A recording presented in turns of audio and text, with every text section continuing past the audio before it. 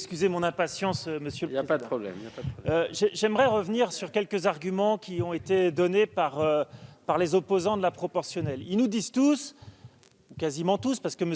Rupin vient de mettre une petite nuance, ils nous disent la proportionnelle, il n'y a pas de majorité. Proportionnelle, il peut parfaitement y avoir une majorité, elle est simplement d'une autre structure qu'une majorité un peu bicéphale, gauche-droite, comme on a longtemps pu avoir. Le contexte de notre Ve République, il est complètement différent de l'exemple italien qui a été cité.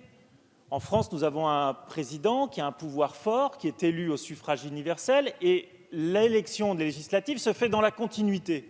Donc, le risque d'instabilité, il faut l'évacuer. Et il y a un certain nombre de pays, ça a été dit, qui ont de la proportionnelle et qui n'ont pas d'instabilité. Ensuite, il y a la 4e République, qui serait l'archétype de l'instabilité à cause de la proportionnelle. Alors moi, je le dis tout de suite, regardons l'histoire et regardons la réalité des scrutins sous la 4e République. Il y a eu 3 mandatures dans la 4e République.